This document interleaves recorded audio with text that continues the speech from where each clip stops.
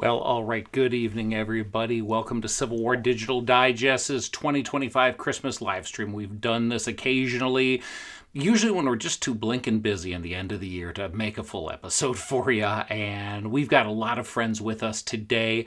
Let me introduce my way around the screen you see, and then we'll introduce our guest who we can't see right now. On the top of the box with me is Andy Roscoe, part of Civil War Digital Digest, military historian. Down in the bottom is Steve Dacus from the 11th OVC and Research Arsenal. He was coming up with this idea about the same time we were coming up with this idea, and so we reached out to Steve and said, hey, would you join us this evening? Bottom right of your screen is Tarlin Lesko, Customer Relations Manager for History Fix, which we're a part of and happy to have stuff with.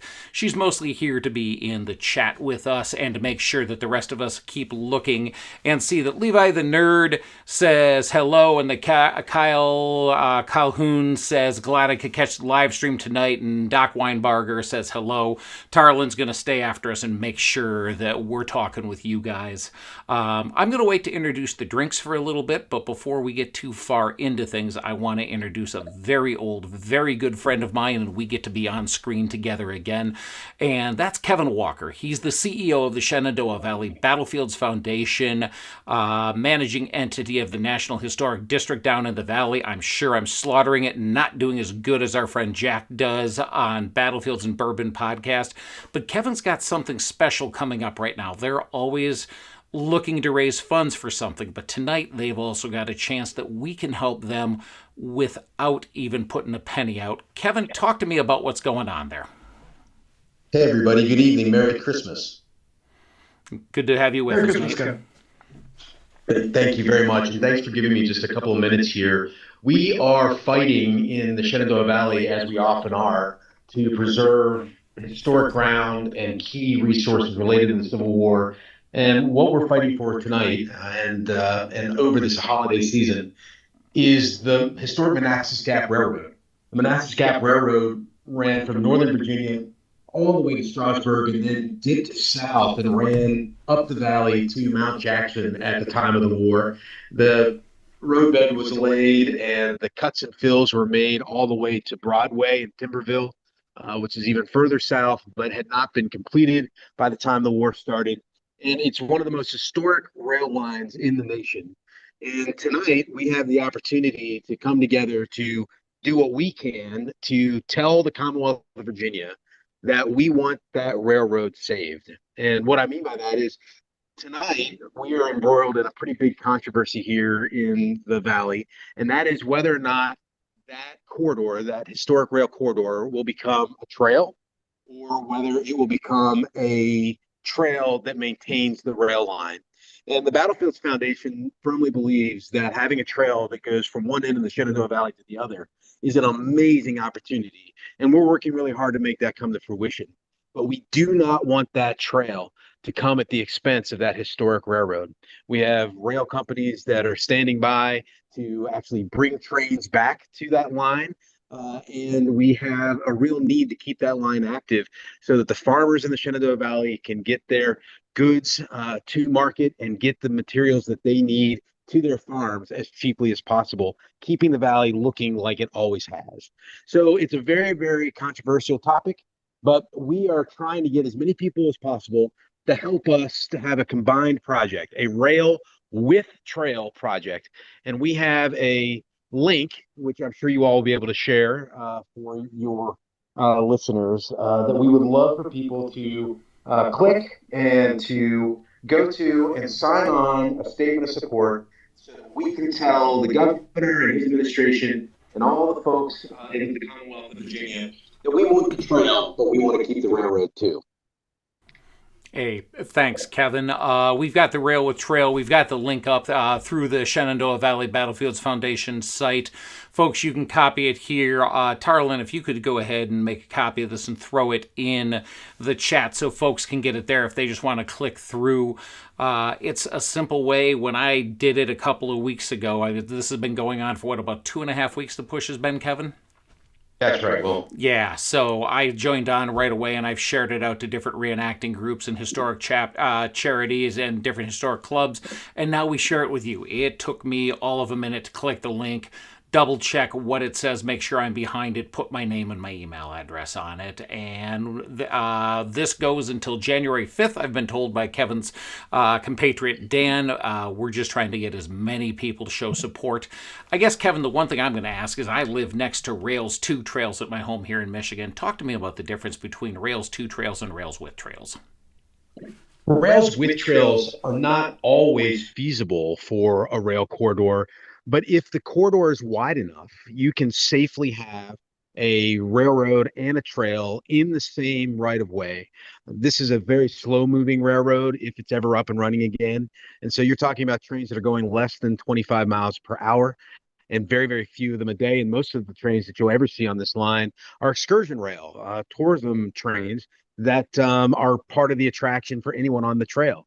So there are more than 400 rail with trails all across the country. They're very safe, they're very attractive, and they're very effective. And that's what we would like to see here in the Valley so that we can bring excursion rail here, have rail biking, which is a huge, huge attraction for outdoor recreation and all across the country, and so that we can have this world-class trail. We can have our cake and eat it too in the Valley. We don't have to tear up this historic asset, this important agricultural asset and industrial asset in order to have our trail. So that's what we're hoping for. The numbers matter. I was talking to the Secretary of Transportation today, and he was asking about the updated numbers from our survey and our statements of support. So we need everybody to take 10 seconds and do this so that we can save the historic Manassas Gap Railroad. Great. Well, I'm excited to hear it. I would love to be able to bring my family down. I love being in the Valley.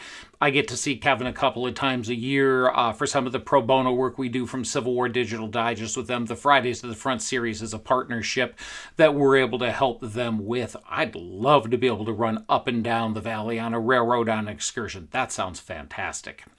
So, Kevin, thanks for coming. Thanks for a little bit of time. Yeah, And no. Merry Christmas to you all. Merry Christmas. Thanks for coming on. Wish you a great evening. And let's turn to Christmas before the Civil War. As we do it, I'm going to say Thomas Mack 1861 says, "Hello from Ireland, watching as I sorted for work." So we've got people from all over the world, and that's pretty exciting to see that. We've got a bunch of folks on already. Andy, let me throw it over to you. I'll start clicking some pictures here and go ahead and you and Steve punt it back and forth and let's talk about what we have this evening. Thanks, Will. Well, guys, coming up with Christmas episodes for the digest isn't always the easiest thing.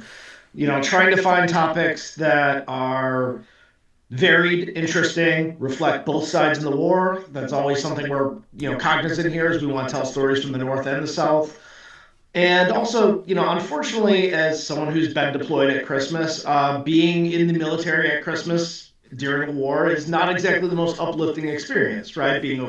Whether you're overseas, whether you're in a combat zone, whether you're just not with your friends and family. And we it's kind of funny, like Will already said, we came up with this and saw in the research arsenal that Steve also had come up with this year, is this topic from the 1820s. It's from Christmas 1826, is the Eggnog Riot. And it's at West Point, at the U.S. Military Academy. And it's funny because it's this insight into all of this cast of characters that are there. As Will's putting up right now an image, this was a era at the Academy that was recently done in a movie. Netflix 4 years ago did the movie Pale Blue Eyes. Now, granted, that's a horror movie with Christian Bale and talks about young Edgar Allan Poe, who was a cadet at that time, though not at the riot. But it still gives an insight into this era. It's a really beautifully shown film to show West Point at the time. But the idea that one of the ringleaders of this thing is Jefferson Davis, the future Secretary of War, senator from Mississippi, and president of the Confederate States, is one of the guys that's at the center of this incident. And you've got Robert E. Lee, who's either a freshman or a sophomore, who's kind of diming people out. You've got, there's just all these people in here that come into the war later on. And very simply, before we get into the story, this is a Christmas party at the Academy under pretty strict rules about alcoholism and young men deciding to do things young men do, and it gets way out of hand. So, Steve, I don't know if you kick it over to you. What drew your interest in this before we get into it? What made you want to talk about it this year? Yeah, no, you bet. Actually, I gotta give a shout out to our gal who actually. So we sit down and we write these together. Joanna Wickman, she actually was the one who wrote that out. But it talked about that. We always sit down and talk about like, hey, what are we going to cover? It could be like what you said. Like, what are you going to cover? How are we going to cover this? Something Christmas related. And what's interesting is, there's so many cliche things done, like with Thanksgiving or all the holidays, even.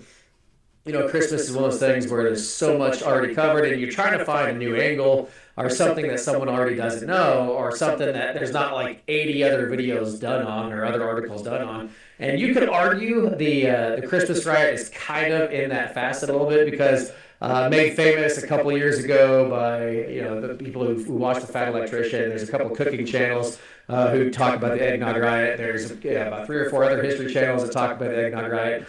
But what's interesting, I guess, to me, is, like you said, the cast of characters beforehand. And what's funny is the one thing that I like the most is that the whole story. Of course, I give those little details, but the fact that, at least what I read, is young Robert E. Lee went to Thayer, who I believe was the superintendent, the superintendent of the whole place, to talk about trigonometry for artillery. Like, talk about like the nerd of Robert E. Lee doing his good boy attitude, doing his thing, talking about trigonometry, goes back into whatever, I think it's South Wing, I guess, whatever he was on part of. But and then you had the North Wing doing their thing that night. So I guess that's just me rambling. That just there's so much to this 1826 riot that you can pick it and dive so far in the weeds because there's connections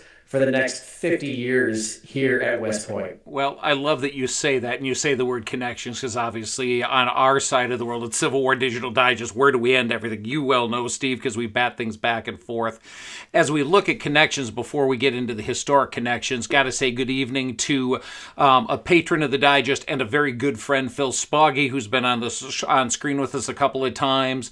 Virginia reenactor 6732, dang, a live stream. Devin Green, a buddy of ours from the west side of the state who usually does Confederate saying, calling out the good movie, the movie we had. And James from Project Past is on and says hello. So we've got a bunch of folks chirping in. I'm going to say this before we go too much further.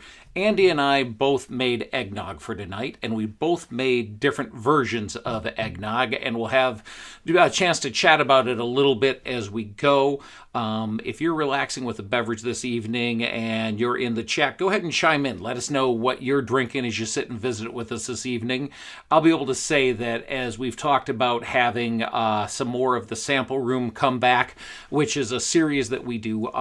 Folks, you don't often see alcohol on the Digest channel. You don't see prostitution in the Civil War. You don't see tobacco. And that's very intentional on the part of Andy and me and Jeremy beforehand. We're all on the vein that we want a grandparent, a teacher, a friend to be able to hand the next kid who was us when we were bright eyes about history and give them the Digest so they can go see. That's in the free space. If you go to our friends at History Fix, we've done a 6-part first season of The Sample Room. The Sample Room primarily comes out of the Jerry Thomas Bartender's Guide from 1862. And as a matter of fact, my version is the eggnog number 81. I think you'll see it when we do another season next year. That's a way for us to be able to, for those of us who love a drink, it's behind a paywall, it's safe, and out here in YouTube land where anybody can find it free, we can have teachers and mentors and friends and parents pushing kids that way to be the next of all of us sitting here on the screen. So, Laura Roscoe says, Happy Christmas to all. Andy, I think you know who that is. Yes. Kyle Cahoon says, Drinking Dr. Pepper. Project Pass says, Eggnog with a splash or two of Bailey's. Well, my recipe has cognac and rum in it, and Jerry Thomas is nuts about his amounts, so I split it with my wife and let her have half. So, Aaron Rowland checks in this evening. Says, always glad to hear about early West Point history and Civil War combined. Thanks all. Of course, Aaron is a good friend of ours now at the Navy Yards. When he was at West Point, he made it so Andy and I could get up there to film a couple of years ago. So he's been instrumental in helping the digest move forward and was a patron for a while. Let's go back into history because there's a lot of connections there. Guys, I'm going to try and keep up with the photos on this end. Why don't we go into the nuts and bolts of what it is? We've said, hey, everybody's talking about it. Let's do that. Let's talk about it. Yeah. So West Point in the 1820s, first of all, just kind of broad strokes.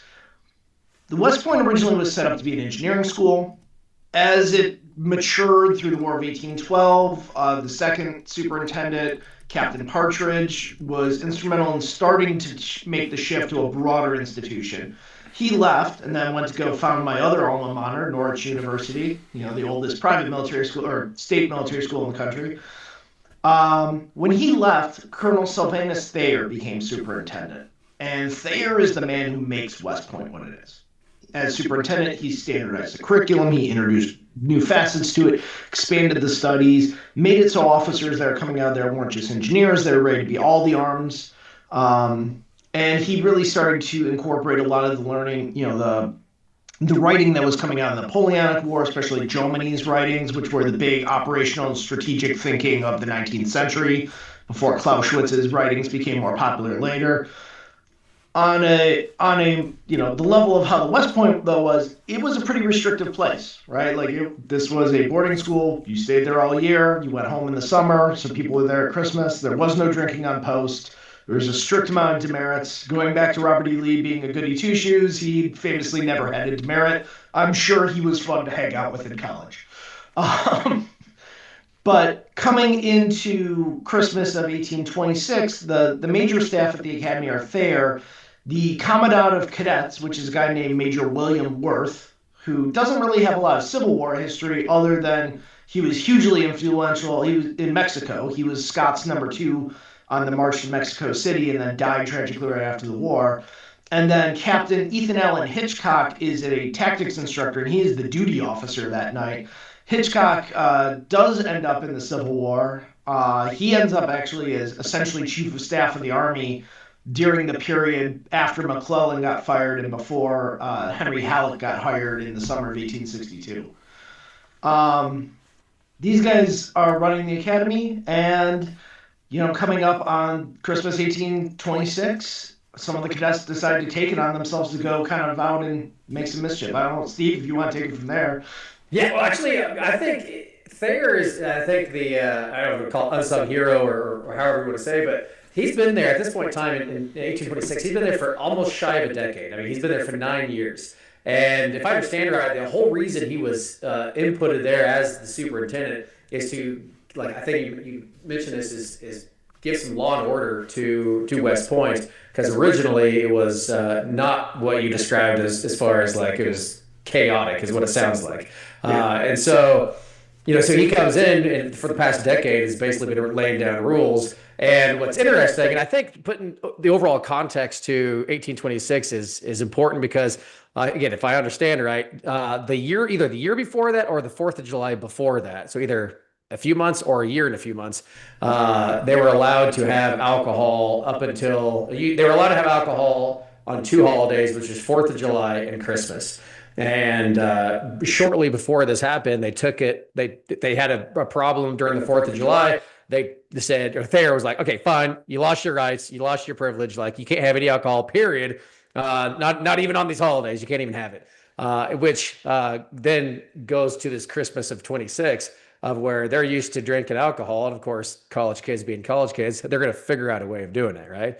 And so then they scheme a plan to go across and grab some alcohol. So I don't know. To me, the context of the whole reason Thayer is there is to basically control the academy there, and he keeps kind of implementing rules and then taking away, I guess, these privileges. And finally, 4th of July, they ruin it, and he's like, no more alcohol, period. And then I think this, I think, if I remember right, this is the first Christmas with that new rule, or the second one, and they're not having it. Well, let me pause the story there to break in and talk to some folks out who are chatting with us. Thomas Mack, 1861, says he's having coffee, and if I'm remembering correctly, yep, Thomas is our chap over in Ireland. He's having coffee because he's getting ready for the day, but he said, my ancestor was an artillery soldier in Mexico under Thomas B. Jackson and John Bankhead Magruder. And I'm just and as he mentions Magruder, I'll bring up a picture of Magruder early in his career here. He says, then commanded the Irish Brigade batteries in early 1861. He said, would love a 69th punch. I can tell you that on History Fix, one of our first 6 episodes of the Sample Room is a 69th Regiment punch, Thomas, so you can find it over there at History Fix. Angry Chain Axe 2803, which I absolutely love the handle of, says he's excited to catch this live while making salt pork for my mess winter quarters. Send us a note. Let us know where the quarters are. If you've got actual quarters buildings, send us some pictures. Those are always fun to see. Phil says, Spoggy says he's drinking coffee with a splash of bullet rye, warming up after a chilly afternoon at the range, introducing a Miami University history professor to rifle, musket, and carbine live fire. That had to be interesting. Phil, thanks for bringing the connection and bringing the relevance to history teachers. That's great. Andy, there's a note. Your audio is a bit echoey. We'll keep working on that, guys. Yeah, hopefully it sounds better. I tried to switch my audio input source. Great. Trey, Virginia reenactor says Lee wasn't cool till he had a stash, and then Trey Smith says stashes make everything cooler, and there's a little side banter going on. Trey says the audio has cleaned up too, so there we go. Catching up there with everybody in. Bryce Lubbers signed in with us. Bryce is a uniform and gear maker in the 18th and 19th century here in Michigan. He's helped us on our Revolutionary Gazette series. He says, Merry Christmas to us all, and back to you, Bryce. So, okay, the Corps of Cadets as college kids. I mean, we make a lot out of West Point, but at the end of the day, college kids had a little too much fun one of these Independence Days and bringing our story back. Meanwhile, back at the ranch, it is Christmas time, and Thayer has said, thou shalt not have alcohol. Let's pick up the story and continue. So in the spirit of aspiring junior officers in the military, they decided to say, screw you to their boss, and some cadets on the 22nd snuck out into town in Highland Falls and over the course of making a few stops, acquired something like 3 or 4 gallons of whiskey for their eggnog. Along the way, at some point, a private soldier in the garrison. Oh God, Steve, can you help me? I can't remember his name offhand. Do you remember? The private is that? Oh, it's Dugan. I'm sorry. Dugan, right? yeah. Dugan was the one they bribed. Yeah, they bribed him. He helped them out get across the river. Yeah. And where'd they go across the river, Andy? I'm not sure. One of the places that they stopped at least is it's a relatively well-known. Why am I blank? Why am I not? My notes are terrible tonight. I apologize, everyone. Well, I'm glad I'm not the only one. I forgot. I'll punch you guys out. Tavern is the place. Yeah, Benny Haven. At West Point, Benny Haven is actually kind of a legend. He is the proprietor of the inn outside. There is a song that West Point graduates sing that is Benny Haven O. It's a song about him. And this is something I met when I was a kid watching The North and South with Patrick Swayze and the guy who played George Hazard, whose name is slipping me right now. But there's where I was first introduced to Benny Havens when they were cadets during North and South Book 1. And my understanding, I'm not a West Point graduate. I'm a Navy guy and not Naval Academy either. So I don't know if it's still a thing. But my understanding is it is at West Point. If there is any graduates in there watching, please let me know. I was going to say, we got to have somebody lurking around here, or maybe Aaron having spent time up there at the museum. Yeah. But in the interesting thing in this, a lot of the perpetrators of this event, the real ringleaders, are names that are not famous in American history. For a good reason. But it's interesting the cast of characters they run across the way that, they do know. So as these guys are coming back on post with the alcohol, one of the people they run into is Philip James St. James Cook, who is pretty famous in the Civil War. And Steve, if you don't mind talking about his impact in the Civil War, because he's kind of in your bailiwick there. Well, so and this is where like I said, I'm honestly confused. St. James Cook is not George. It's not George Cook, right?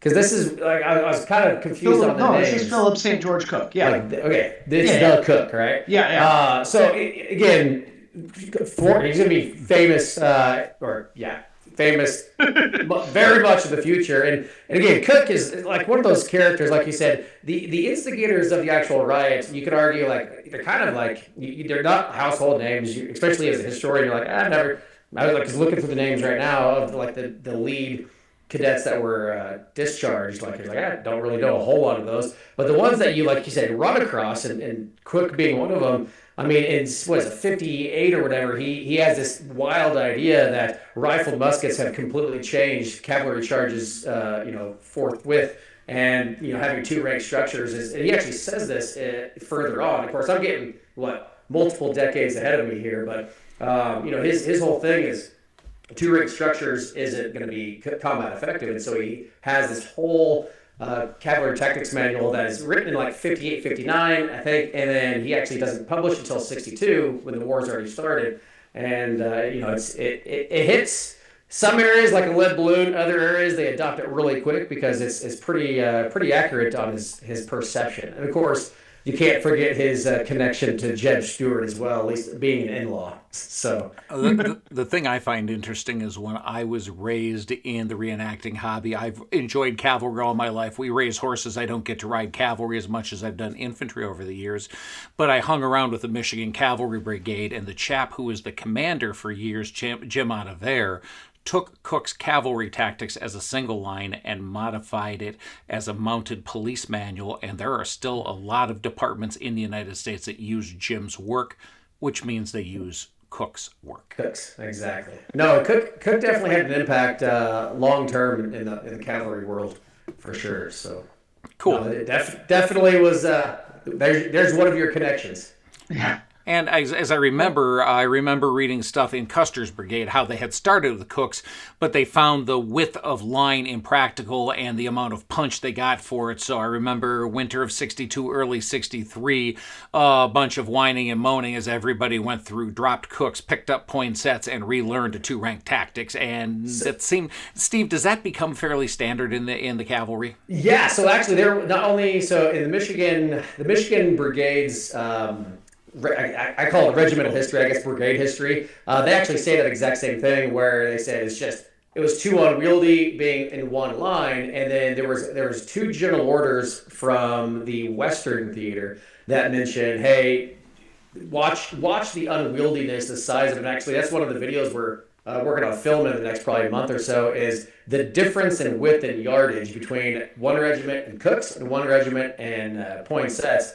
And I mean, literally, it's double. I mean, it's double the distance. And in a lot of areas, especially where it's forested, you just don't have the size or the space to form like that, which makes sense. And even at Eastern Theater, where you have some sweeping open areas, you have to actually maneuver by company or by squadron or by platoon, not by regiment.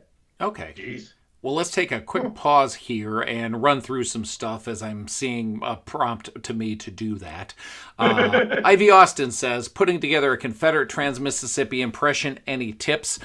I think the easiest way right now to say for you is pick a unit or pick something a little more specific, and you can neck in a lot more, and then start looking for primary resources is the best way. Broadly, it's really, especially in the Confederacy, it's really hard to hit some generics there for you.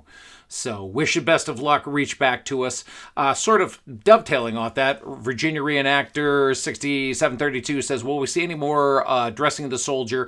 I believe you're talking about our Arms and Uniform series, and if we have any less than 5 in development right now, I would be shocked. And Steve, I'd love to work with you on one of them. I'll just say that out in public. I know we've talked about some cavalry stuff. If we can find a place where we're together, I think it'd be a lot of fun to do one of these with you and work it out. 100%. I'm all for it. Cool. Trey Smith says, Trey Smith says he'd love to have CWDD around Appomattox and along the Petersburg campaign. We should be east this summer. I would love to do it. I've talked to a few folks there. Andy and I can pick up that conversation for sure. We enjoy that we've gotten to go on the road as much as we had the last couple of years. I mean, it's a lot easier, folks. Like in the last couple of years, I've moved home to Michigan, which has made life easier. I've gone through a few career changes in the same career, just different jobs. And of course, every time you start over with a new job, it's good that you're moving up in the world, but you start with no vacation and less say about your life. So hopefully, as I continue to get some stability here, that will make Will and I a little bit easier to get on the road to go do that stuff. Sure, and I'm hoping there's some moderation in my career that allows that as well. Phil responded to us, guys. He said, the professor, she had a great time. She had the same number of hits that Andy did this summer. I don't think she has the excuse of using larger weapon systems, Andy. No. For everyone, Phil is Phil is a bucket. I'm sure enjoying his victory in November this year for the first time in 6 years.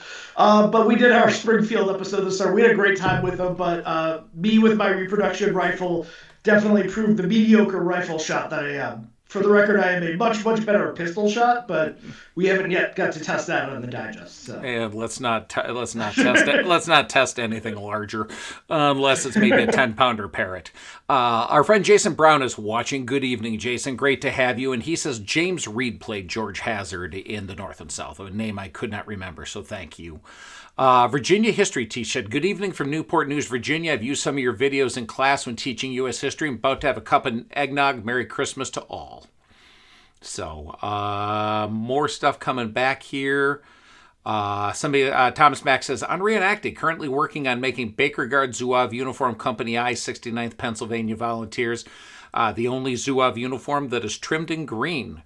Coming from Ireland, mate, I think you're barking up the right tree then for which Zouave to do, but we'll just leave that as a wisecrack.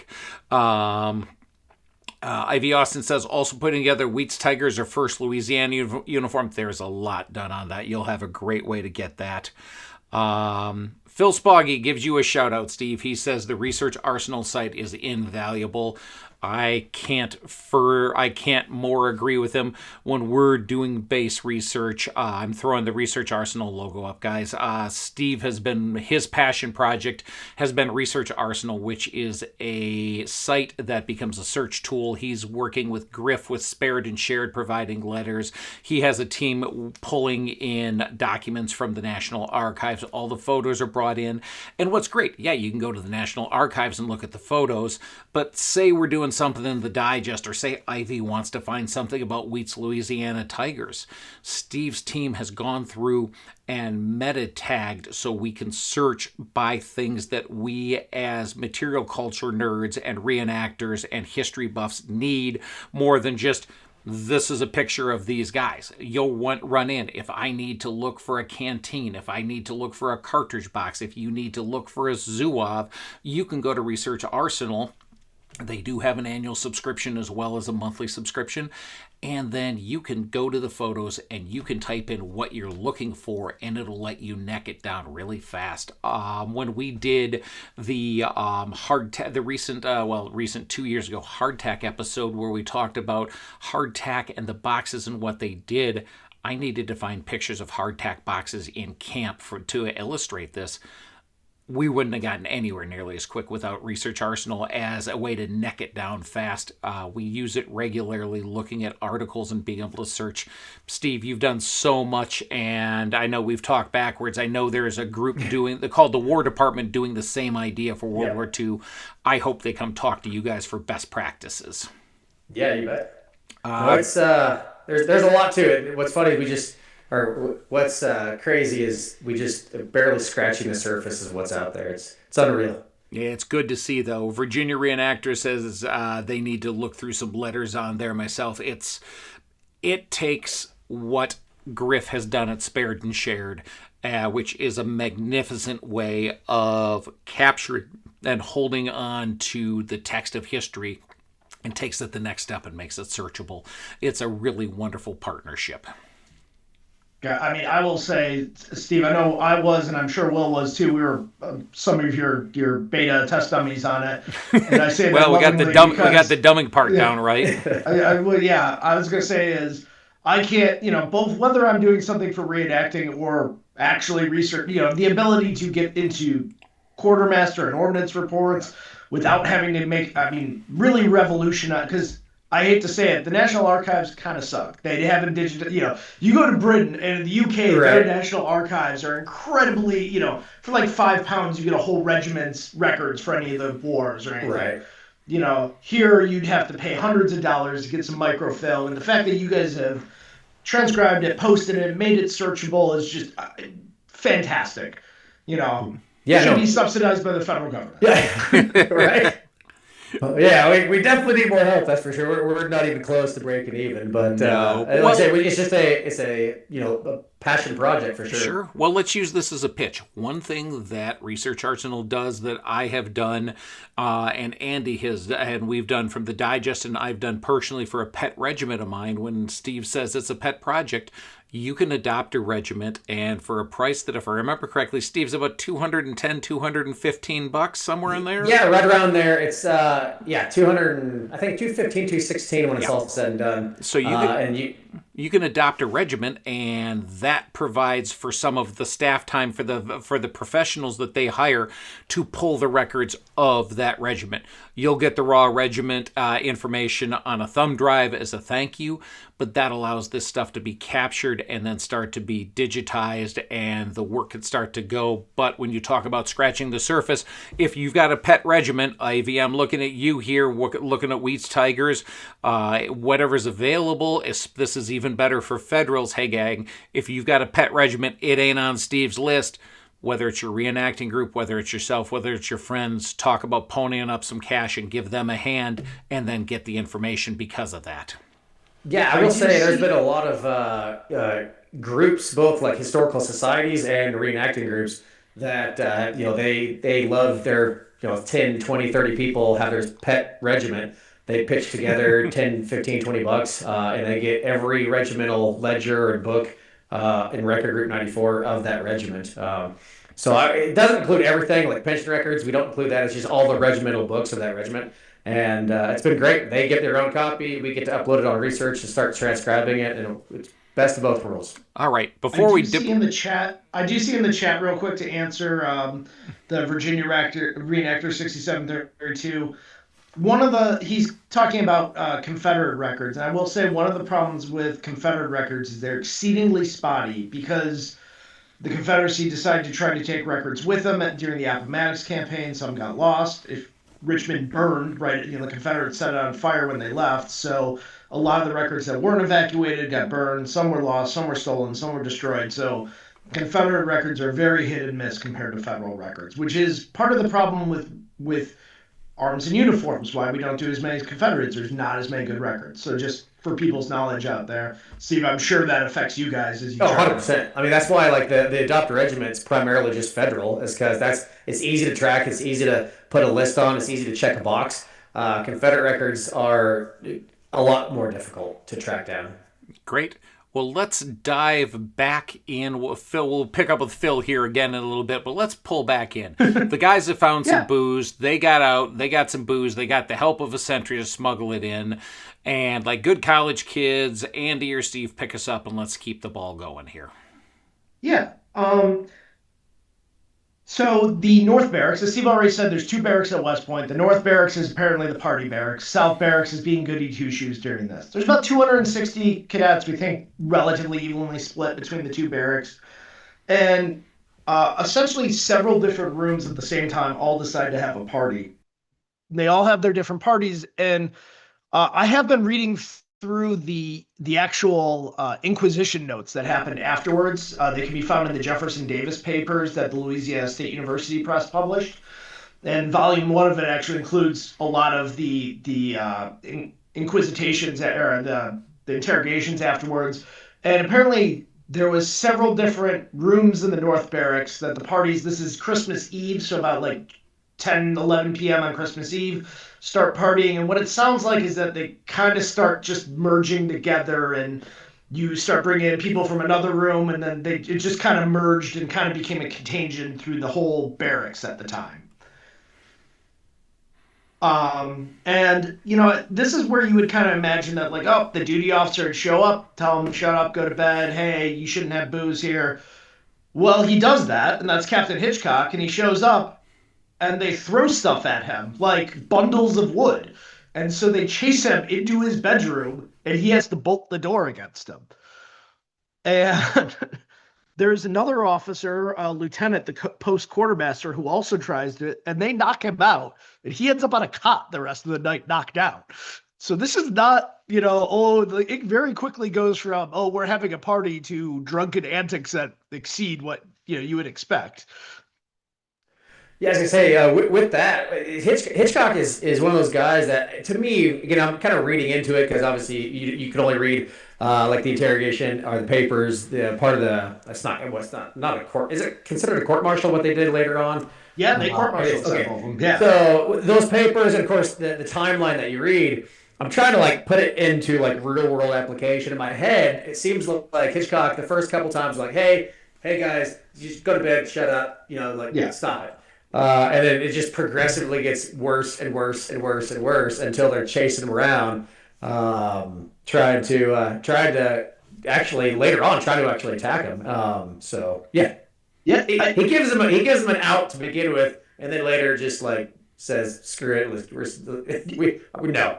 Yeah, and it's interesting because Hitchcock's reputation is he is a very stern disciplinarian, and you're right. It does seem like the first couple times, like, basically he runs into Jeff Davis, who's drunk already, and basically tells Davis to go to bed, which they're reading through some of the stuff. The official records say that he went to bed, but there's plenty of cadets who saw him out there kind of inducing more people to party as the night went on. But I think Hitchcock kind of assumed that he was like, I told him to go to bed. I didn't see him anymore. He went to bed. He wasn't part of it, which probably saved Jeff Davis's commission. But yeah, as the night goes on, this is what actually stood out to me, is actually how violent this got. There was several $1,000s worth of damage. Hitchcock testified that he had all the panes in his window but one shot out during the night. Several $1,000s in $1827, not several $1,000s in $2025 yes. Even. Yeah, I'm sure. I do. I don't really trust conversions that go back that far, but I'm sure, if you actually go into a calculator, but I'm sure that would be somewhere in the order of $100,000 today. Yeah. Something like that. No, I did. It was funny that we must think on the same wavelengths. I tried about 3 or 4 different inflation calculators in preparation for this, and it was all over the place. Yeah. So I don't. It's hard to trust exactly what that value would have been, but it's hundreds of thousands of dollars or $100,000 worth of damage today for sure. Yeah. Oh yeah. And what's really interesting is some of the cadets are trying, the South Barracks guys seem to not have got involved. Approximately about a third of the cadets, because some of the North Barracks guys just shut their doors and said, hey, I'm not part of this. I'm not sure what barracks Robert E. Lee was in, but I'm sure he just shut his door and went to bed. But it is just interesting that the way it spread and the way that, they're throwing bundles of wood against doors, like Hitchcock said every few minutes he was just having like wood stuff hurled at his door and like people pounding on his door. He didn't want to open it because he was afraid. And then in the morning, sometime about 6:30, 6 o'clock on Christmas Day, they're supposed to have their reveille. And I think everyone at the academy, all the cadets, this is when it finally died out, because I think they realized that they didn't show up to reveille. For those who aren't aware, reveille formation in the military is a formation. It's not just, West Point, they all had to come out and be in parade. I think they realized if they failed to show for parade, then it was real.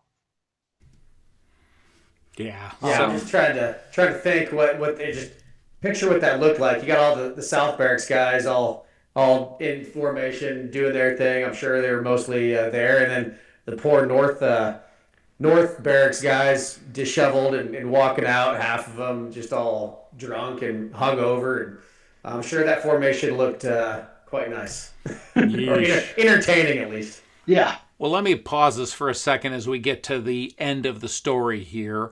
I'm going to bounce around on these a little bit. We have Moments in Trading, who we haven't seen chime in the chat yet this evening. Says good evening to everyone and says, as someone who has studied economics, I'm convinced that there's no way one can calculate out what the value is today versus the past. There's a lot of factors people don't consider. So that's a good thing to think about. And Phil chimed in a little bit ago. He said, I'm composing a document on this. No, I'm sorry. That's not Phil. That's Thomas in Ireland. Phil says, writing an arms column for Military Images, where he's a senior editor. The ordnance reports are simply invaluable to provide the details needed for interpreting the images. So I certainly buy that, and our friend Ron Coddington has quite a bevy of editors, including Phil, who's one of them in some of that research work. Thomas over in Ireland says, I'm composing a document on the 6 counties of Northern Ireland in the Civil War. Some big names, so might have to check out Research Arsenal.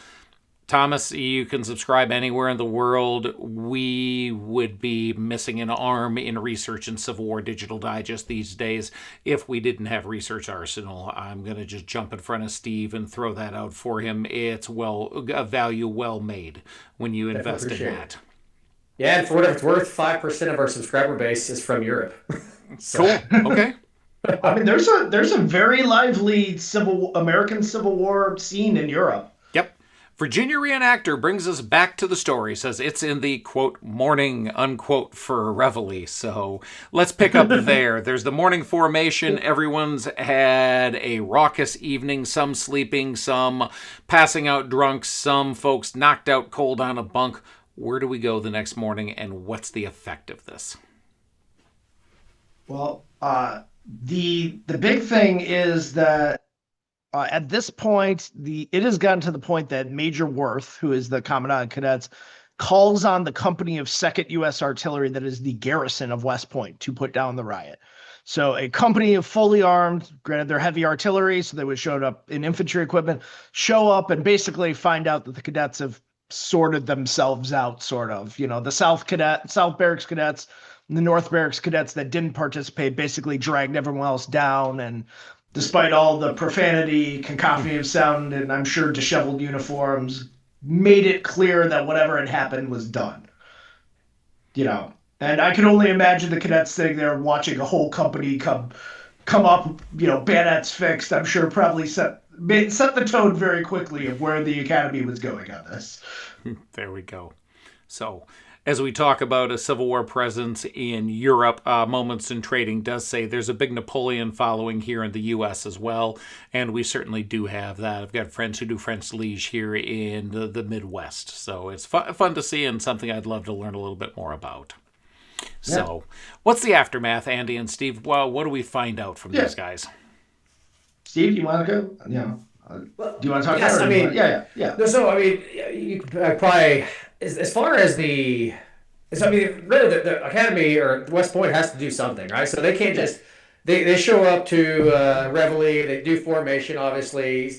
We all know, or they all know what's going on or what happened, and they can't not do anything. But yet, at the same time, you have to wonder, if I understand that the numbers-wise, we're talking a total of almost like 70 to 90 people involved in this thing. Depends on, I've seen different numbers, but basically a third of West Point. And the question is, can you just expel a third of West Point and hold them accountable? And they chose, I guess, not to do that harsh aspect of it. And it seems that through their investigation, they expel, I believe, 18, 20 people, I think, ish, around there. So I think they identified 20 ringleaders of it, and of them, 11, I think, are court-martialed and expelled. Right. So about half of the ringleaders are kicked out. Yeah, and so, which is interesting to me, because, I'm not a West Point guy at all. In fact, I've never been in the military. I do my public service on the fire side of things, but to me, it seems I would just have expected them to just been hard-nosed and be like, no, you're all expelled. You're not coming back. You're done. And I found it interesting that some of the names that were expelled that year showed up back in the class the next year or the year after that, which I found is interesting. So I don't know, did they get a second chance? I mean, not all, but some of them seem to have been expelled, at least on the list the initial list and they show back up later. Again, I haven't tracked that down and researched that. I just found that interesting, that maybe some guys would have come back the following year or the year after that. So I don't know what all happened. Yeah, I think there was one or two that did. I also saw one or two that their siblings showed up. I'm going to Maybe that's I'm going to throw a probably name. siblings. Yep, I'm going to throw a name and a face in here. This is Benjamin Humphreys, showing as a Confederate senior officer during the war in the picture here. He was expelled because of this, and he does come back the next year. So here is one person, one face, and one example. Right, exactly.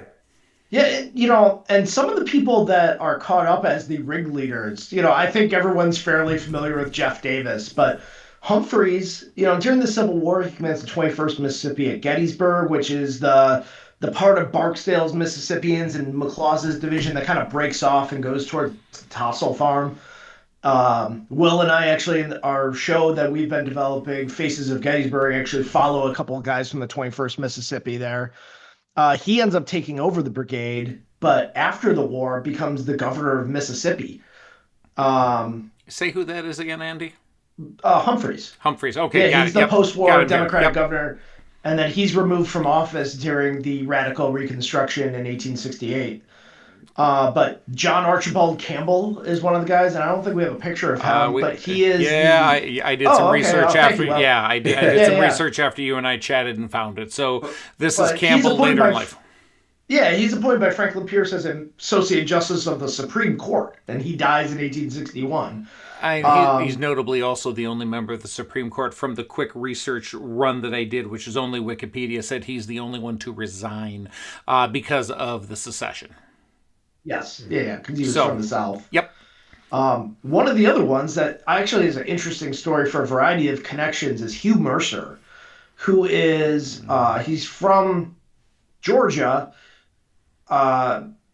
or he ends up commanding the District of Georgia during the Civil War. He was a brigade commander for a while in the Army of Tennessee, but he was just too old for that junior of a role. But he built the Mercer House in Savannah, which for the literary connection is actually the house from The Midnight in the Garden of Good and Evil, from both the book and then later the Kevin Spacey film. Built it, although the notes I saw said he never actually got to live in it because of the war and where things dragged him afterward. But you guys are looking at that house right now on screen as another way to see where this goes. It's a beautiful house. If you've never been to Savannah, it's well worth the time. Go do the tour. It's kind of maudlin too, but it's a cool piece of history. But and as Steve said, there's the level to which this rose too, because these court martials are happening, and the guy who comes in to run it is Alexander Macomb, who made a name during the War of 1812 and at the time was the head of the Corps of Engineers, but he was also the number 2 in command of the Army at the time. The next year, in 1827 or 8, he takes over as General-in-Chief of the Army for, I think, 5 or 6 years until he retires and Winfield Scott takes over. So this went to a very high level, and the Attorney General of the United States gets involved with kicking people out of West Point. It's interesting clearly the national attention that came to this incident too. Cool. Yeah. Well, let me say this. As we start to bring things to a close here a little bit. The thing I'm interested in is the connections. I'm interested in, and I don't know, and I haven't had time to do the research if it ever shows up, what effect this had on Lee's time as Commandant of the Corps of Cadets. Yeah, that's a good question. I mean, as far as just how it may have, or speculating how it may have changed his way he rules when he became that, or what are you thinking? It's entirely possible, or at least weighed on him as he continues to make decisions there. It's part of his lived experience, and it was there. I mean, what decisions does he make during the holidays? How does he handle things? Another connection that we didn't get to this evening, but one of the folks who's there, I'm going to pop up here, is Napoleon Buford. And we don't find a connection to the actual riot, but we know that he's at West Point at this time. We don't know where he is. I did a little quick digging. Not only is he a Civil War general, but he is half-brother sharing a father to John Buford, Steve, I think you'll Yeah, recognize John's that little name. brother. Yep, Yeah. exactly. And that they have a cousin who's a Confederate general. So as I'm from bouncing all around from names Kentucky. here. Yeah. Yep. Yeah, I mean, there's a variety of other people. Yeah, Leonidas Polk is there. Joseph E. Johnson is there at that time. Obviously, famous in the Confederate Army. William Pendleton, the artillery commander, who was Lee's chief of artillery for most of the war. John Magruder, who Will put up previously, who was a division commander in the Army in Northern Virginia early in the war and then goes out west. From the Union 5th Corps, James Barnes and Sidney Burbank, who are both brigade commander. Well, actually, Barnes, is a division commander at Gettysburg temporarily. He's filling in for Charles Griffin.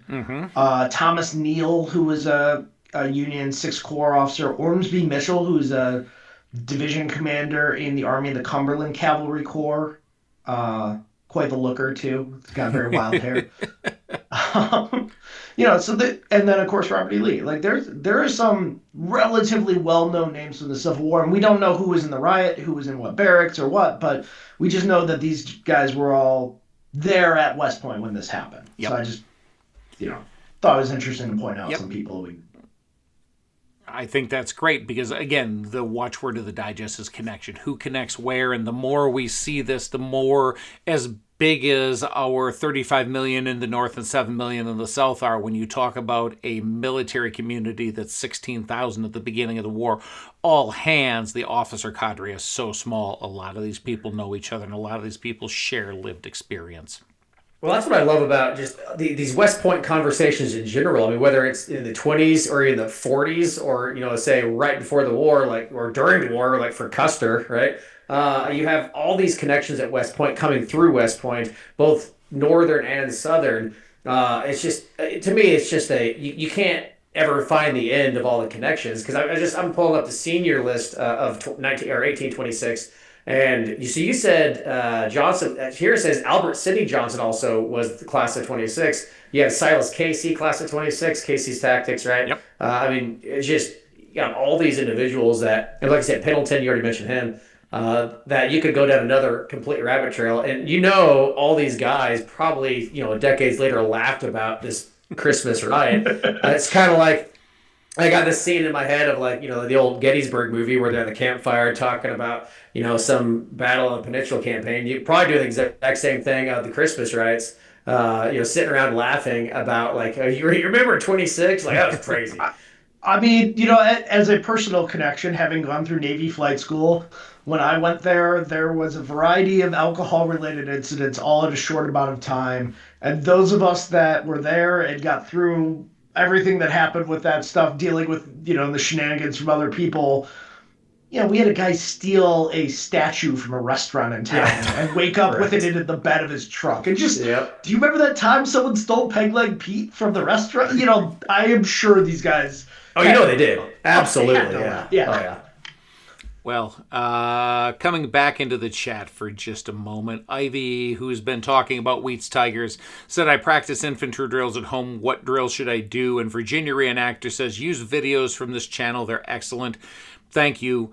Virginia Rex said, I would like to see Hardy's drill video as well at some point. And Tara Lynn jumped in for us in the comments and said, please be patient. Things are moving behind the scenes. Tara Lynn is definitely right there. If you have been around the reenacting community long, you know that over 20 years ago, that's the reason my hair is the color it is, I wrote a set of videos for School of the Soldier for Hardy and Casey. We're working on something there, so hopefully we can say more. It will appear on History Fix exclusively. I can say that. We're waiting for a deal to firm up. Andy and I have been in a conversation on that. But Ivy, to your point, if you're doing Wheat's Louisiana Tigers and you're doing the early portion of the war, I just did research on them for a Fridays at the Front segment that we did with the Shenandoah Valley battlefields to wrap it back to Kevin from the beginning. These guys were lucky they got the light infantry arm that they should have had, and that's the 1841 Mississippi rifle. The best drill to use for that in the beginning of the war is the 1855 version of Hardy's Rifle and Light Infantry Tactics. It's designed specifically for that weapon, for the light infantry, for the skirmishers, which is what Wheat was after. So that would be the way to go. Lawrence Bryan asks, you guys got any people that follow the Civil War that claim to be reincarnated Civil War people? I'm sure we have plenty of them. I don't know any of them personally. Thomas Mack comes in from Ireland again. Cushing, same class as Custer and Paddy O'Rourke, had his opinions on the Irish and Catholics changed by Patrick O'Rourke while at West Point. Okay, there's a connection to faith, there's a connection to tolerance, and there's a connection to West Point. So, and Phil Vermeulen says hi. As we wrap it, gang, it's a good time. I've had a lot of fun with this. Steve, thanks for hanging with us the entire time. Andy and Tara-Lynn, thanks for managing the chat for us from the History Fix side. Let me do this one more time, gang. Kevin Walker from Shenandoah Valley Battlefields talked with us at the beginning, and I'm putting their link up again. They simply need the support of history buffs to help something that'll help history, help economy, and help ecology in the Shenandoah Valley, and that is to get the Shenandoah Valley Railroad going again. It's called the Rail with Trail program. The link is up here. Take a look at what they're asking. There is a statement of support, your name, your email address. It's up until January 5th. So check it out. Give them a hand there. Steve, we'll start with you. Any last thoughts as we close out here this evening? No, I say I love these discussions and just diving into these little stories, and whether it's the eggnog riot or the snowball fight, or you could go all through history and find these fun little nuggets and dive into them. And what's interesting is there's always, since history is about people, it's the connections of people. You can always personalize and put yourself in their shoes, what they were thinking, what they were feeling, where they are, and what's interesting is we have the opportunity to put that in the context of what they're gonna do in the future, and they didn't have that, and it's interesting to see from that perspective. Yeah, absolutely. And Steve, before we switch over to somebody else, give one more pitch from your side for Research Arsenal, or for what you're doing at the 11th OVC on your channel, and also what you've got out on History Fix. You betcha. So for 11th, or the Research Arsenal, like I said, it's the single largest collection of text searchable, transcribed letters and documents from the American Civil War. We have regimental ledgers, we have receipts, we have field forms, quartermaster records, more than 200,000 pages of documents that we've transcribed, which is again just a very small fraction of what we want, but it's there. It's growing every day. Now, as far as the 11th OVC, we have 11thOVC.com for sponsoring those regiments, but also we have a YouTube channel, as you guys, a lot of you guys may be aware, that we partner with History Fix as well, and some of our videos that are on YouTube are on History Fix and vice versa. And really just love telling the story of the cavalrymen in the American Civil War. So both on YouTube and History Fix, definitely check out History Fix, because we just uploaded some of those videos there. So cool. Yeah. Well, let me ask you this, Steve. If someone wants to help you, like me, who has a picture over there of a guy who was a major during the Civil War who commands Fort Wayne, Detroit afterwards, if I've got a picture like that and I want to help you guys grow the site, where do we get a hold of you? Yeah, so you can actually go to just researcharsenal.com, hit contact us, and let us know what you have. Actually, we have probably dozens at this point of private collectors who have said, hey, here's my collection, whether it's photographs or letters. We just got, 400 letters sent to us that we're scanning. But just contact us on researcharsenal.com, and we go through the process of getting it scanned, uploaded, transcribed, and we work with you to do it. So just through there. Great. Tara-Lynn, let's have you open mic up. I know we, through History Fix, have gift certificates. What do you have to pitch this evening? So for History Fix, you can get a gift certificate for someone who that is a history buff, and you can get it to be either a 1 month or all the way up to a full year. It's usually about $5 a month. So if that is something that sounds great to you, go over to www.historyfix.com, and up in the corner you can click and then it'll say give us gift. So there you go. From 1 month to 1 year, $5 to $50. If you're looking for a gift for a history buff, give them a try over on History Fix. Andy, why don't you bring us to a close here? All right. Well, first of all, thank you, Steve, for joining us. Tara Lynn. If you guys don't know, Tara Lynn has become indispensable for History Fix and the digest behind the scenes. My life doesn't always let me travel with Will, and a lot of times she goes on the road with him to make stuff happen, or reps us at Remembrance Day all on her own. So she has become quite a power behind the scenes for us, and very thankful you're here doing that as well as the rest of the time you're out doing that. Steve, thank you for joining us. Thank you for helping tell this story. I'm glad not to, just do it by myself. Oh yeah, no, I loved it. It's fun, fun going back and forth with you. Yeah, absolutely. And, I hope everyone appreciated coming out tonight. This is just trying to have a fun discussion. Continue to keep this alive. Continue to have something where we just keep the history going. For us as a company, we've had a good year. We have some stuff that we look to get across the finish line. We've been working on a project for a 10-part series that's gonna be coming out on History Fix hopefully this year, and we'll be on the road more. We're looking to go to more museums, more battlefields. We got to try out doing the 8th Ohio at Kernstown this year. And would love to keep, we had great response from it. I'd love to keep that going again. If you guys know of a story at a battlefield, can't guarantee Will and I are going there, but if we are, maybe we can make it happen.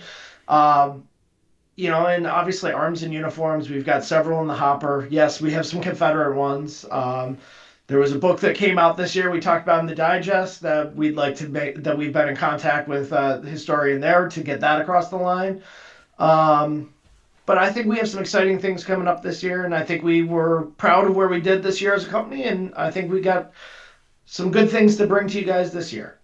Great. Well, with Tim Sheehy saying wonderful show, we'll wish Tim and everybody else who's chatted with us a happy holidays, a Merry Christmas as the alligator closest to the boats, and hope you guys have a wonderful time with your friends and family. Just remember, look for a connection to the Civil War. The history is simply the story of us. And enjoy the us, enjoy the stories, enjoy the holidays with your family. And from Civil War Digital Digest, History Fix, the 11th OVC Research Arsenal, and the Shenandoah Valley Battlefield Foundation, we wish you all the very best and have a great evening. Merry Christmas, everyone.